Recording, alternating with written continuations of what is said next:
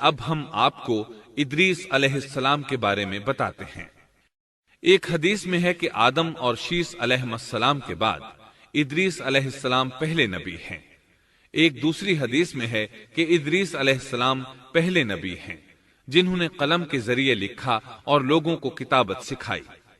حافظ ابن کثیر نے ان کا حلیہ کچھ یوں بیان کیا ہے: پورا قد و قامت، خوبصورت، خوب رو، گھنی داڑھی، عمدہ اوصاف کے مالک، چوڑے کندھے، مضبوط ہڈیاں، دبلے پتلے، سرمگی چمکدار آنکھیں، گفتگو باوقار، خاموشی پسند، سنجیدہ اور متین، چلتے ہوئے نظر نیچی، انتہائی فکر و خوض کے عادی، غصے کے وقت سخت غضبناک، باتیں کرنے میں شہادت کی انگلی سے بار بار اشارہ کرنے کے عادی۔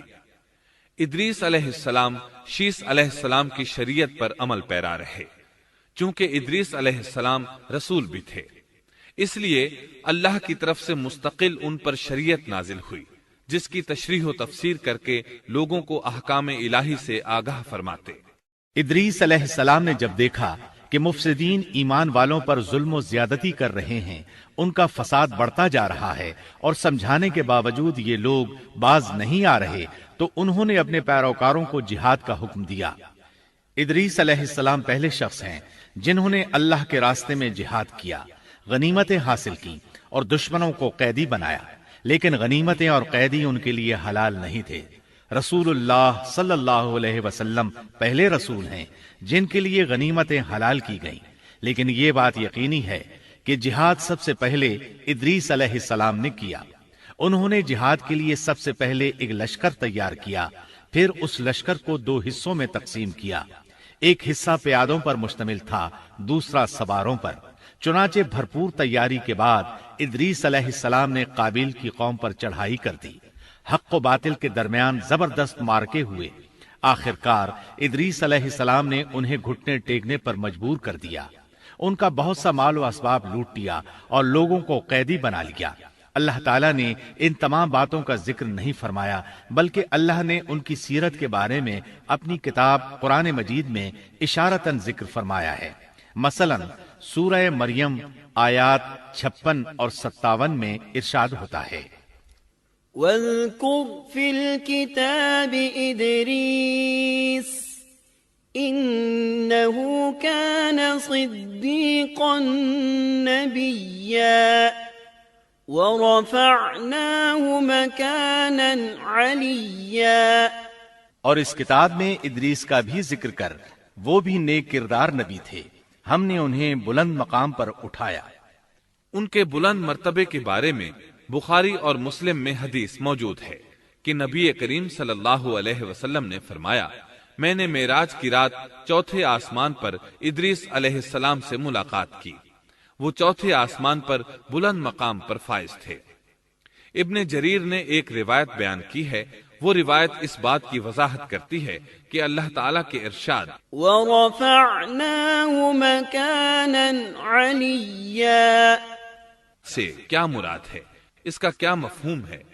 ابن جریر کے علاوہ دیگر بڑے بڑے مفسرین اور مورخین نے بھی اس روایت کو ذکر کیا ہے، لیکن اس کی کوئی صحیح سند نہیں مل سکی۔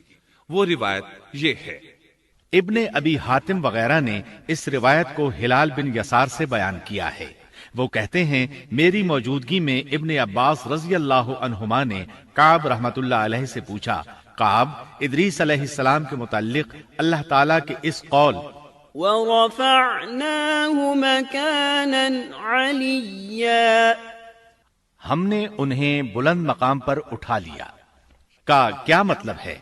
تو کعب رحمت اللہ علیہ نے جواب دیا، اللہ تعالیٰ نے ادریس علیہ السلام پر ایک مرتبہ یہ وحی نازل فرمائی، اے ادریس، تمام اہل دنیا جس قدر روزانہ نیک عمل کریں گے ان سب کے برابر میں تجھے ہر دن اجر دوں گا۔ ادریس علیہ السلام نے یہ سنا تو انہیں خواہش محسوس ہوئی کہ میرے اعمال میں روز افزوں اضافہ ہو، اس لیے عمر کا حصہ طویل ہو جائے تو اچھا ہے۔ انہوں نے وحی الہی اور اپنے اس خیال کو ایک رفیق فرشتے پر ظاہر کر کے کہا، اس معاملے میں موت کے فرشتے سے گفتگو کرو تاکہ میں نیک اعمال کا زیادہ سے زیادہ وقت حاصل کر سکوں۔ اس فرشتے نے جب یہ سنا تو ادریس علیہ السلام کو اپنے بازوؤں پر بٹھا کر لے اڑا۔ جب یہ چوتھے آسمان سے گزر رہے تھے تو موت کا فرشتہ زمین پر آنے کے لیے اتر رہا تھا، وہیں دونوں کی ملاقات ہو گئی۔ دوست فرشتے نے موت کے فرشتے سے ادریس علیہ السلام کے بارے میں گفتگو کی۔ موت کے فرشتے نے دریافت کیا، ادریس علیہ السلام کہاں ہیں؟ اس نے کہا، میری پشت پر۔ موت کا فرشتہ کہنے لگا، مجھے اللہ کی طرف سے یہ حکم ملا ہے کہ چوتھے آسمان پر ادریس علیہ السلام کی روح قبض کروں، اس لیے میں سخت حیرت میں تھا کہ یہ کیسے ممکن ہے، ادریس علیہ السلام تو زمین پر ہیں۔ چنانچہ موت کا فرشتہ ادریس علیہ السلام کے پاس آیا، ان سے اجازت طلب کی اور ان کی روح قبض کر لی۔ انبیاء کو یہ امتیاز حاصل ہے کہ فرشتہ ان کی اجازت کے بغیر ان کی روح قبض نہیں کر سکتا، اور رسول اللہ صلی اللہ علیہ وسلم کو تو یہ اختیار دیا گیا کہ آپ دنیا میں مزید رہنا پسند کریں تو رہ سکتے ہیں، یا پھر رفیق اعلیٰ کی رفاقت کو پسند کر لیں۔ آپ نے رفیق اعلیٰ کی رفاقت کو پسند فرمایا۔ اس طرح ادریس علیہ السلام کی روح چوتھے آسمان پر قبض کی گئی۔ انہیں بھی عیسیٰ علیہ السلام کی طرح آسمان پر اٹھایا گیا۔ فرق یہ ہے کہ عیسیٰ علیہ السلام کی روح قبض نہیں کی گئی۔ یہ واقعہ نقل کر کے کعب رحمت اللہ علیہ فرماتے ہیں کہ اللہ تعالیٰ کے ارشاد وَرَفَعْنَاهُ مَكَانًا عَلِيًّا کی تفسیر یہی ہے، لیکن درست بات یہ ہے کہ یہ اسرائیلی روایت ہے۔ ادریس علیہ السلام کی وفات ہو گئی تو لوگ فساد میں اور بڑھ گئے، ان میں شر پھیل گیا، تاہم وہ توحید پر قائم رہے۔ بت پرستی کا ان میں کوئی شعور نہیں تھا۔ لوگ آدم علیہ السلام کی وفات کے 1000 سال بعد تک توحید پر قائم رہے۔ ان میں فسق و فجور ضرور تھا لیکن شرک نہیں تھا۔ اللہ تعالیٰ کے اس ارشاد كان الناس أمة واحدة دراصل لوگ ایک ہی امت تھے کا یہی مطلب ہے۔